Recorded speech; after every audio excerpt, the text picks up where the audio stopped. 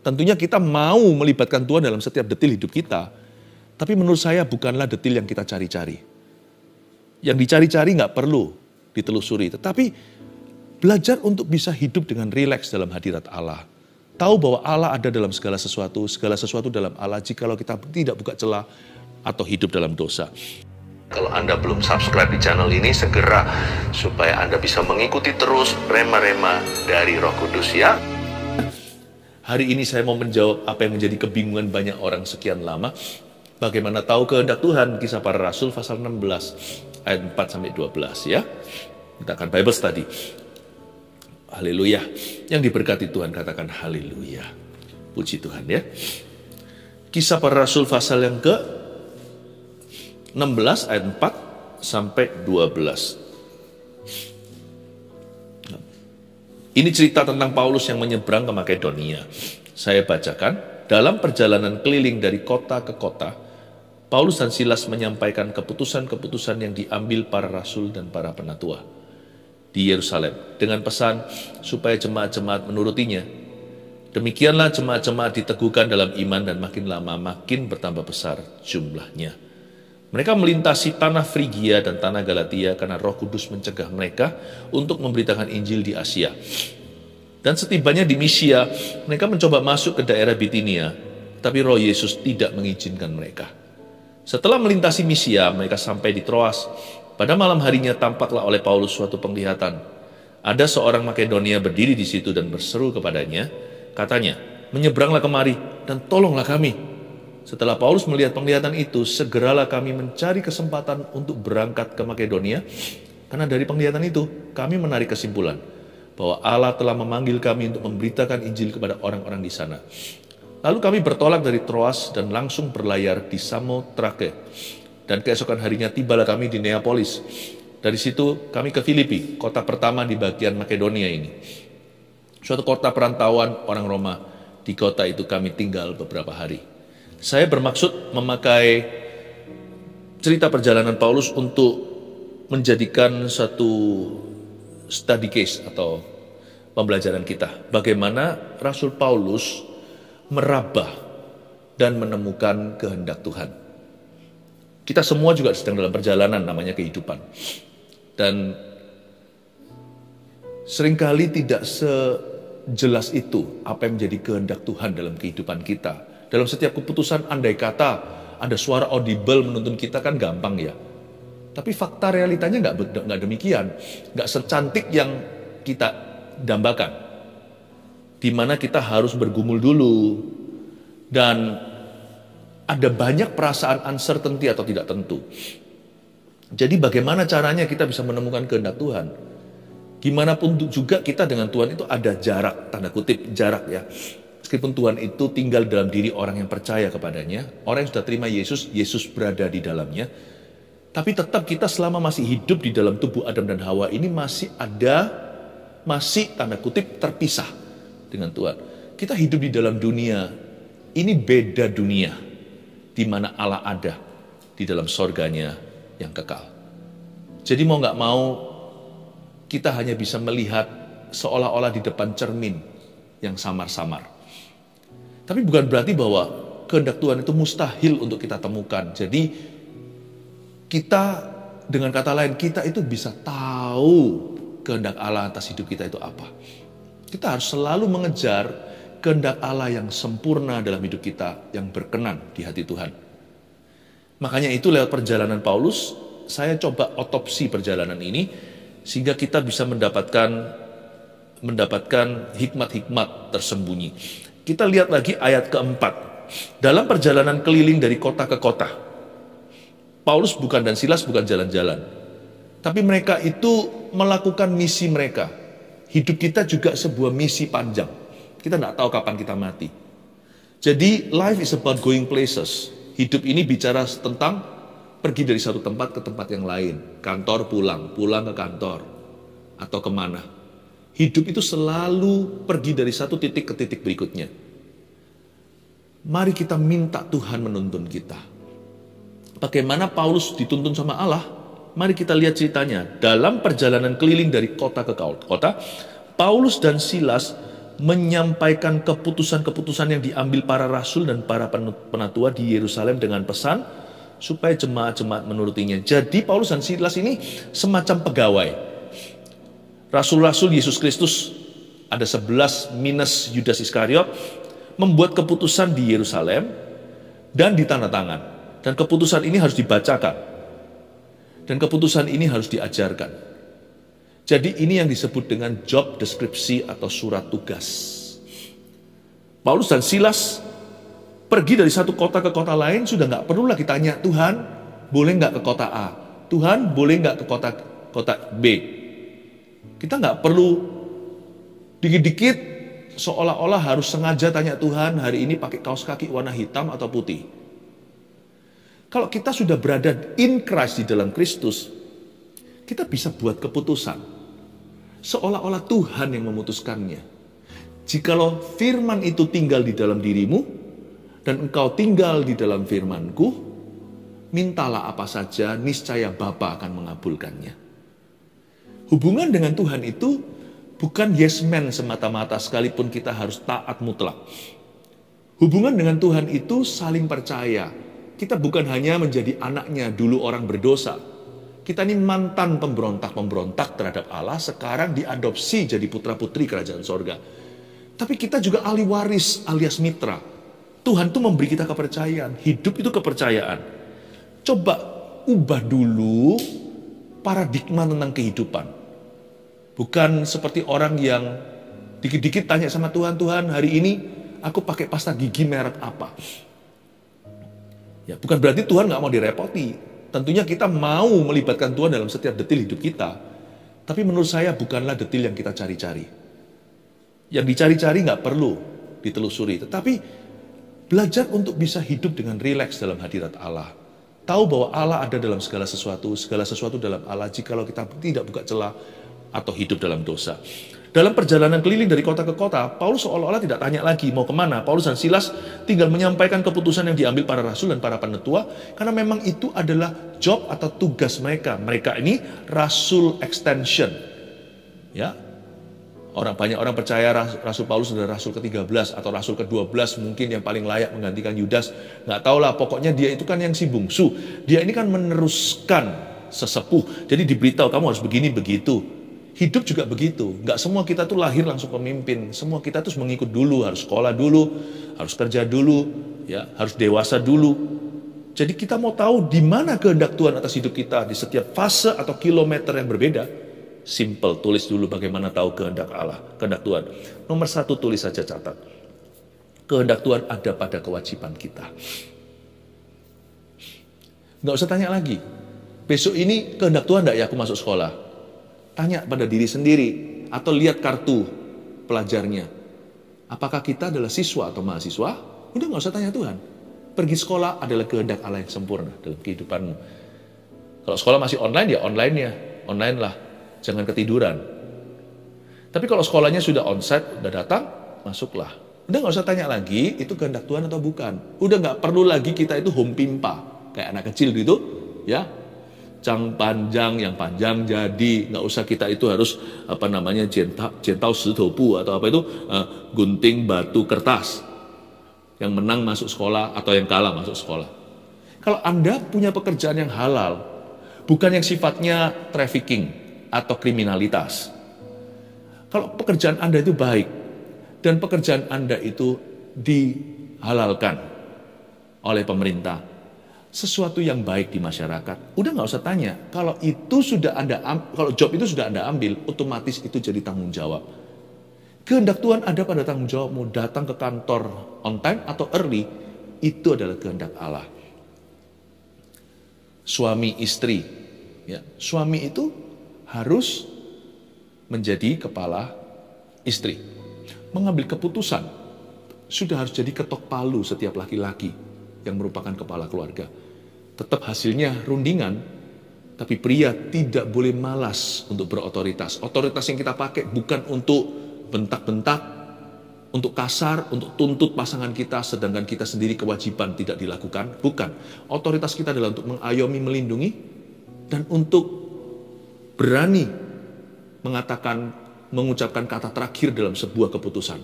Ya oke mama, ya oke. Kepada istrinya atau kepada keluarganya, oke ini keputusan kita ya bersama-sama. Ya, janganlah kita tidak berfungsi sebagai imamat. Meskipun yang fasilida adalah istrinya, mungkin laki-laki lebih banyak kerja di meja. Namun demikian waktu giliran berdoa, sudah nggak usah tanya siapa yang harus doa makan, yang paling gampang. Ya. Mungkin makan 10 kali, alangkah baiknya papa berdoa minimal 5 kali, lalu sisanya yang tadi bagi-bagi istri dan anak-anaknya. Udah nggak usah tanya lagi kehendak Tuhan, siapa kehendak Tuhan untuk berdoa? Ya imamnya, karena itu sudah menjadi tugas kewajiban Anda. Bagaimana kita tahu kehendak Allah? Bagaimana kita tahu? Gampang. Ingat tanggung jawabmu. Kehendak Tuhan dapat ditemukan dalam kewajiban kita. Kalau yang jadi imam dalam keluarga, jadilah imamat beneran. Kalau yang bekerja, bekerjalah sungguh-sungguh, yang jujur jangan menipu. Yang sekolah, rajinlah belajar. Udah gak usah tanya lagi apa yang jadi kehendak Tuhan. Kan seperti tanya yang gak perlu sama Roh Kudus. Roh Kudus sudah beritahu kewajibanmu itulah kehendakku. Mari kita lihat sekarang ayat yang ke-6. Maka Paulus, ayat 5, demikianlah jemaat-jemaat diteguhkan dalam iman dan makin lama makin bertambah besar jumlahnya. Itu dia. Ketika Paulus dan Silas melakukan tanggung jawabnya sebagai rasul tambahan atau rasul berikutnya, membawa keputusan yang diambil dari oleh rasul-rasul sebelumnya, ketika mereka menundukkan diri pada job deskripsi mereka responsible with their life. Jemaat-jemaat diteguhkan dalam iman, makin lama bahkan makin bertambah besar jumlahnya, ada berkat Allah di dalamnya, ada penyertaan, ada pembelaan. Ketika Anda genapi fungsimu, tidak berusaha jadi orang lain, cemburu atau iri hati, bukan melakukan yang bukan-bukan, tapi apa yang merupakan tanggung jawab Anda sehari-hari. Di situ ada berkat Tuhan, ada kesaksian Roh Kudus di dalamnya bahwa aku berkenan bahwa engkau sedang berjalan di poros kehendak Allahmu. Akan ada buah-buah kebenaran. Bagaimana tahu kehendak Tuhan? Ya, yaitu pada kewajiban. Ayat yang ke-6. Mereka melintasi tanah Frigia dan tanah Galatia. Sekarang Paulus terus jalan. Dia nggak berhenti. Dia nggak perlu lagi yang namanya suara dari sorga. Maju, dia baru maju. Kiri, dia baru kiri. Kanan, dia baru kanan. Paulus tidak malas, dia buat perencanaan. Mereka melintasi tanah Frigia dan tanah Galatia. Paulus mulai menjelajah. Ya, karena Roh Kudus mencegah mereka untuk memberitakan Injil di Asia. Tunggu sebentar. Ternyata dalam planning mereka ada yang di luar perencanaan atau dugaan. Mereka akhirnya melintasi tanah Frigia dan tanah Galatia karena Roh Kudus mencegah mereka untuk memberitakan Injil di Asia. Paulus itu kan di daerah Turki waktu itu, ya, modern hari ini, ya, negara Turki. Paulus membawa Injil itu tadinya sebelum dibawa ke Eropa sebelah barat, sampai ke Roma, terus sana nanti ada Spanyol. Tapi Paulus mau membawanya ke arah timur. Dia mau membawa Injil itu jangan-jangan terus ke sana, yang tan. Afghanistan, Iran, terus sampai India dan seterusnya. Tapi nggak sampai ke sana, diblok sama Roh Kudus. Roh Kudus tidak mengizinkan mereka masuk ke daerah Bitinia. Tidak mengizinkan mereka masuk ke daerah Asia. Dan setibanya di Misia, mereka mencoba masuk ke daerah Bitinia ayat 7. Tetapi Roh Yesus tidak mengizinkan mereka. Persisnya seperti apa dicegah saya tidak tahu. Mungkin mereka masuk visanya tidak dikabulkan. Mungkin ditolak di counter. Mungkin mereka berusaha 2 kali. Kelihatan ya Paulus nggak gampang nyerah ya. Karena kalau Anda baca ayat 6 dan ayat 7, ini bukan sesuatu yang jelas-jelas dilarang oleh Allah. Ini hanya bicara tentang geografi dunia. Sifatnya ambigu, abu-abu. Ini bukan hitam putih. Kalau pergi ke pelacuran ya jelas-jelas jangan. Kalau kakimu menuntun ke dosa, udah gak usah tanya.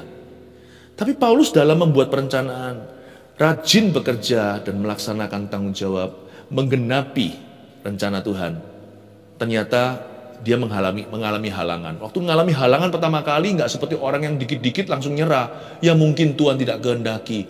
Kalau itu jelas-jelas dilarang sama Tuhan, dilarang sama firman, udah jangan diterjang. Tapi kalau itu nggak jelas, apakah firman mengatakan itu boleh atau tidak, ya kan? Misalnya, Anda mau ambil jurusan apa? Kalau lagi kuliah. Atau misalnya, pekerjaan Anda sudah waktunya enggak untuk buka outlet yang baru, mengembang ke kiri, ke kanan, atau sementara ini downsizing dulu, jangan terlalu berambisi.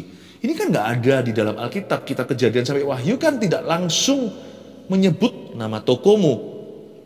Paulus dalam perencanaan melaksanakan semuanya ini, gimana pun juga seperti Paulus, kadang-kadang kita iri ya, orang ini pasti mendengarkan suara Tuhan dengan audible. Enggak tentu juga. Pernah dia audible, tapi ternyata dia sama kita masih merangkak dan meraba-raba. Wah, kabar baik bahwa kita nggak perlu tahu 100% sih.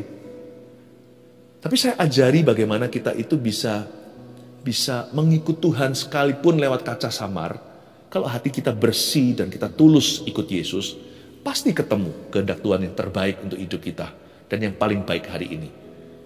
Waktu mereka mencoba untuk jalan ke daerah Asia, nggak bisa. Entah nggak bisanya antara transportasi atau apa, saya nggak tahu pasti. Tapi ada aja, Paulus ternyata nggak mudah menyerah. Dia coba lagi masuk lewat Bitinia. Masuk langsung ke situ nggak bisa, masuk sebelah satunya. Tetap nggak boleh. Mungkin by this time dia berdoa. Waktu berdoa dia merasakan Roh Kudus bilang, jangan. Makanya ada kalimat, tetapi Roh Yesus tidak mengizinkan mereka. Siapa yang nulis biografi Paulus ini? Seorang dokter medis namanya Lukas. Dia adalah teman seperjalanan Paulus. Jadi dia ikut di sana waktu mereka nggak bisa masuk ke Asia dan Bitinia. Mereka nggak bisa masuk. Jadi karena itu ditulis Roh Yesus tidak mengizinkan mereka. Hanya Alkitab tidak mencatat semua kejadian di balik layar. Jadi perlu imajinasi yang disucikan dan dikuduskan agar kita bisa bayangkan kira-kira mungkin seperti apa. Kayaknya setelah itu Paulus berdoa dan merasa Roh Kudus berkata jangan. Roh Kudus tidak izinkan. Kedua, bagaimana tahu kehendak Tuhan? Ya, tahu apa yang bukan kehendak Tuhan itu sama pentingnya. Kalau di area abu-abu ambigu gini aja kita harus tahu loh, ini rasanya nggak diizinkan Tuhan. Apalagi yang hitam putih. Apa yang lagi hitam putih? Jangan diterjang. Kita terlalu mengotot atau memaksa, mau tahu kehendak Tuhan yang sempurna sekarang. Tapi kita abaikan, kita tidak hiraukan alias kita remehkan apa yang jelas-jelas bukan kehendak Tuhan, malah kita lakukan. Sebelum kita tahu kehendak Tuhan 100%, mungkin kita perlu tahu dulu 100% apa yang bukan kehendak Tuhan, apa yang Tuhan jelas-jelas bilang jangan. Kalau kita belum temukan kehendak Tuhan, apa itu di depan? Paling tidak jangan izinkan kemunduran. Saya mendingan stagnan sama Tuhan daripada maju sama setan. Sebab kalau saya maju sama setan, berarti saya ngalami kemunduran dari Tuhan. Pernah nggak kita berdoa nggak ada jawaban? Minta tanda juga nggak ada. Kita yang notabene pelin-pelan jadi ketakutan. Saya minta tanda yang gampang, nanti kalau terjadi kita bilang kebetulan. Kalau saya minta tanda yang sulit sekali, saya sendiri nggak yakin kalau itu akan diberikan. Atau saya punya iman yang cukup untuk melihat tanda itu. Jangan-jangan hanya angan-angan. Saya minta tanda itu, toh nggak pernah kejadian. Ujung-ujungnya saya takut kecewa. Repot jadi orang. Gimana mau tahu ini kehendak Tuhan yang mana dalam hidup kita. Ada waktunya kehendak Tuhan serasa lamban. Kita minta pewahyuan nggak datang. Tidak ada tanda-tanda titik terang. Paling tidak ya, lebih baik stalemate sama Tuhan. Pernah main catur? Papan catur itu, kalau saya dulu main sama satu orang gitu, kadang-kadang bisa juga stalemate. Artinya, saya nggak bisa maju, saya nggak bisa mundur. Udah nggak bisa, berarti draw. Ya, rajanya aman, tidak bisa dibunuh. Tapi juga nggak bisa maju. Nggak bisa berkutik. Nggak enak sih posisi itu. Tapi mending daripada mati. Mending daripada kalah. Posisi seperti itu sama Tuhan, lebih mendingan daripada kecewa sama Tuhan, langsung lakukan apa yang Tuhan bilang jangan. Karena kita mengejar kehendak Tuhan, nggak kedapatan, akhirnya kita kecewa dan melakukan secara sengaja apa yang tidak dikehendakinya. alias melanggar firman Tuhan. Kalau saya tidak tahu apa itu kehendak Tuhan, paling tidak dalam list atau daftar saya harus tulis dulu apa yang bukan kehendaknya yang saya harus hindari secara sengaja. Dalam hal perjalanan Paulus ini, bukan lagi hitam putih, level dia beda. Waktu dia masuk Bitinia nggak bisa, masuk ke Asia nggak bisa. Dia bilang sama Lukas, forget it, lupakan. Saya belum tahu Tuhan dari sini tuntun kita kemana. Waktu itu dia stuck di Troas, sebuah kota besar. Dia nggak tahu mau kemana dari sini. Mau beli plane tiket ini, kalau mau beli tiket pesawat hari ini mau beli kemana? Karena dia ini misionaris lepasan, dia nggak punya keluarga, dia jalan melalang buana. Ini orang luar biasa imannya. Tapi dia nggak tahu mau dari mana. Dia stuck sama Tuhan di Troas, di kota besar gitu itu. Paulus itu subsidi sendiri, ya. Berarti di kota Troas itu expense-nya besar sekali, alias expensive, semua itu mahal. Lalu dia di sini terus berbulan-bulan Tuhan nggak ngomong gimana? Ya udah, mendingan saya di sini. Tuhan pelihara, saya percaya Tuhan tidak pernah meninggalkan hambanya. Tuhan tahu kok aku nih stuck di mana. Kalau Tuhan belum bicara ya saya nggak jalan. Semua perencanaan sudah ada, masa saya mundur lagi? Nggak mungkin lah jalan mundur. Maju ditentang, nggak bisa tembus ke kiri kanan. Ya udah, kemana ini? Timur atau barat? Nggak tahu. Pokoknya kita di sini dulu. Mundur lagi sampai ke Antioquia yang mengutus kita. Ingat ya, Paulus dan Barnabas kan diutus di sana, dipisahkan untuk perkara khusus. Atau kembali lagi ke Yerusalem, gereja mula-mula. Enggak lah, saya tetap di sini. Saya menanti-nantikan Tuhan. Hanya karena Tuhan masih diam bukan berarti kita tidak mengikutinya. Paling tidak, aku sudah bisa cross dulu, aku bisa silang. Saya beri tanda silang, saya coret dulu Asia dan Bitinia. Kalau Anda tidak tahu majunya gimana, coret dulu jangannya apa.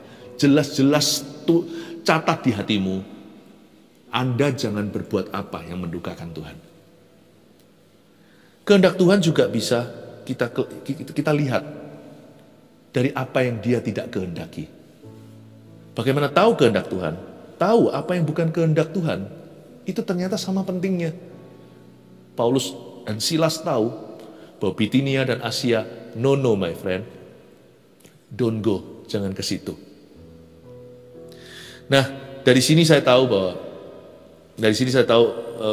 kehendak Tuhan itu tidak selalu in the positive. Kehendak Tuhan juga in the negatives. Oke Tuhan, saya belum tahu segala sesuatu, but I know this is not God's will. That is not God's will for me. Ini bukan kehendak Tuhan, itu bukan kehendak Tuhan untuk aku. Belum dapat jodoh. Udah umur berapa nih? Ya, istilahnya kalau ini jam sehari, saya ini bukan lagi pagi, saya ini bukan siang lagi, sudah mulai sore, matahari terbenam. Kapan jodohnya datang? Udahlah, sama yang gak kenal Tuhan, gak apa-apa lah, nanti pelan-pelan saya perkenalkan Tuhan sama dia. Jangan. Hanya karena Anda stagnan, bukan berarti kompromi boleh. Karena Tuhan berkata, jangan jadian sama orang yang tidak sepadan iman. Apa hubungannya? Kuk apa yang dipasang padamu yang bisa menjadi kesamaan?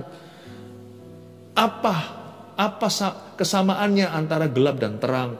Jangankan firman. Masyarakat aja tahu. Beda kepercayaan itu timpangnya besar. Susah jadi orang. Pernikahan yang normal aja, satu iman aja, perlu perjuangan. Kalau yang timpang seperti ini, lebih sulit untuk dipertahankan. Kalau Anda tidak maju, jangan memilih mundur. Ya. Berikutnya, ayat 9. Pada malam harinya, tampaklah oleh Paulus suatu penglihatan. Ada seorang Makedonia berdiri di situ dan berseru kepadanya. Katanya, menyeberanglah kemari dan tolonglah kami. Coba ya, seksama diteliti. Paulus melihat sebuah penglihatan, di situ dia melihat seorang Makedonia. Dalam bahasa Inggrisnya, a Macedonian man. Bahasa Yunaninya juga sama, berarti ada seorang pria, ditunjuk gendernya, pria Makedonia. Ini orang Eropa, ya, berseru kepadanya katanya, menyeberanglah kemari dan tolonglah kami, come and help us. Jangan lupa, malam hari Paulus lihat penglihatan. Ini bisa vision, bisa dream, bisa mimpi, bisa penglihatan. Terus, setelah Paulus melihat penglihatan itu, interesting ini, menarik. Segeralah kami mencari kesempatan untuk berangkat ke Makedonia, karena dari penglihatan ini, kami menarik kesimpulan, garis bawahi, kami menarik kesimpulan, bahwa Allah telah memanggil kami untuk memberitakan Injil kepada orang-orang di sana. Mimpi dan penglihatan bukan otoritas tertinggi. Firman Alkitab ini. Tetapi mimpi dan penglihatan punya fungsi. Yaitu apa yang firman tidak katakan secara langsung dalam hidup kita. Karena itu perkara sehari-hari. Itu adalah lanjutan kehidupan, bukan fondasi iman atau fondasi hidup ini. Maka mimpi penglihatan juga bisa menjadi rambu Tuhan atau bisa menjadi pertanda. Dan dari sana makanya kalau itu firman, Paulus tidak akan berkata di sini Lukas tidak akan berkata kami menarik kesimpulan. Kalau itu firman, kami percaya dengan iman. Tapi karena ini adalah pertanda atau rambu-rambu atau mimpi dan penglihatan, maka mereka bahasanya beda. Kami menarik kesimpulan. We made a conclusion. Lalu kami mencari kesempatan untuk berangkat ke Makedonia, langsung cari tiket kapalnya. Atau tak cari transportasi. Bahwa Allah telah memanggil kami untuk memberitakan Injil kepada orang-orang di sana. Lalu kami bertolak dari Troas dan langsung berlayar. Enggak pakai basa-basi, langsung bertolak dari Troas, keluar dari tempat stagnan, dan kemudian segera berlayar. Ini langkah iman loh. Ini bukan langkah iman aja, berlayar naik kapal. Dia hopping in faith, dia loncat masuk ke kapal itu dengan iman ke Samotrake, dan keesokan harinya tibalah kami di Neapolis, dan di situ kami ke Filipi, kota pertama di bagian Makedonia ini. Singkat cerita, saya kasih bocoran di depannya nanti, Paulus dan Silas tidak ketemu sama Macedonian man, tapi ketemu sama Lydia. Bukan ketemu sama pria, tapi ketemu sama satu wanita yang hatinya terbuka untuk Injil. Berarti kesimpulan mereka benar, tapi nggak persis kejadiannya seperti yang mereka lihat. Berarti Paulus dan Silas pun masih belajar mendengar suara Tuhan. Yang ketiga, bagaimana tahu kehendak Tuhan? Buat keputusan dengan iman, walaupun tidak tahu 100% kehendak Tuhan. Seperti Paulus dan Silas langsung beli tiket berlayar ke Samotrake, mereka bertolak dari Troas, mereka langsung ke Filipi, mereka menarik kesimpulan. Gini ya, kalau yang ditulis di Alkitab, jangan dilanggar, jangan ditawar. No negotiation. Tapi kalau bicara tentang tuntunan, apalagi yang tidak ditulis di Alkitab, kalau kita ini sudah diisi dengan pengetahuan firman, kita sudah tahu apa yang benar, apa yang salah. Udah jangan tunggu lagi sampai semuanya 100% jelas. Buat keputusan dengan iman. Yang penting hati kita damai sejahtera. Sekali lagi saya ingatkan, ini level 2. Kalau level pertama itu apa yang tertulis dalam Alkitab. Apa yang tertulis jangan bingung. Yang sudah tertulis nggak usah ditawar. Ini untuk tambahannya. Jikalau itu nggak ditulis sama Alkitab, misalnya seperti jodoh, jurusan, kerjaan. What you need to do is make a decision, membuat keputusan, berdasarkan apa yang Anda tahu itu baik dan benar. Lalu, kita harus tahu apa yang kita mau. Buatlah keputusan, sekalipun kita nggak tahu 100% apa itu kehendak Tuhan. Make that decision peacefully. Buat keputusan, kalau hati ada damai sejahtera. Dan yang penting lagi adalah, stick to your decision. Komitmen pada keputusanmu itu. Jangan gampang nyerah. Itu yang saya maksudkan dengan buat keputusan dengan iman, walaupun tidak tahu 100% kehendak Tuhan. Pertanyaan, jodoh misalnya, yang paling mudah ilustrasinya. Apakah itu jodoh 100% dari Tuhan? Yang 100% pun kalau orang itu suatu hari 100% mengambil keputusan dari hak bebasnya untuk selingkuh, ya berabe juga ujungnya kan, celaka. Asal ada komitmen, yang penting anak Tuhan, jelas-jelas jangan melanggar firman, lalu Anda lihat kriteria sendiri, Anda mengambil satu decision. Lebih penting lagi adalah komitmen. Apalagi setelah saya bersedia atau I do di altarnya, mengerjakan pernikahan itu dalam takut akan Tuhan. Jikalau ternyata itu sebuah kesalahan, itu akan menjadi kesalahanmu yang paling indah di hidupmu. Karena dua-dua komitmen untuk membawa rumah tangganya kepada Tuhan Yesus. Paham maksud saya Bapak Ibu? Jadi, Paulus pun tidak tahu 100%. Luput Macedonian man, ternyata a Philippian woman, namanya Lydia. Bapak Ibu Saudara, gak apa-apa meraba. Yang penting hati kita tulus ikut Yesus. Pasti kita akan menemukan kehendak Tuhan yang terbaik untuk kita hari ini. 1, 2, 3. Apa aja? Bagaimana tahu kehendak Tuhan? Nomor 1, kehendak Tuhan ada pada kewajiban kita. Udah nggak perlu tanya lagi, nggak usah digodok lagi. Tanggung jawabmu lakukan. Itu kehendak Tuhan. 2, kehendak Tuhan, tahu apa yang bukan kehendak Tuhan itu sama pentingnya. Ingat ya. Yang ketiga, buat keputusan dengan iman. Buat keputusan dengan iman, komitmen dengan itu, walaupun kita tidak tahu 100% kehendak Tuhan. Praise the Lord. Haleluya. 1 Petrus 4 ayat 7. Kesudahan segala sesuatu sudah dekat. Karena itu, kuasailah dirimu dan jadilah tenang, supaya kamu dapat berdoa. Saudara yang terkasih, terima kasih telah mendengarkan firman Tuhan hari ini. Jangan lupa untuk dukung terus channel ini dengan cara subscribe, like, share, dan juga komen, agar saudara kita yang lain juga boleh terberkati. Tuhan Yesus memberkati kita.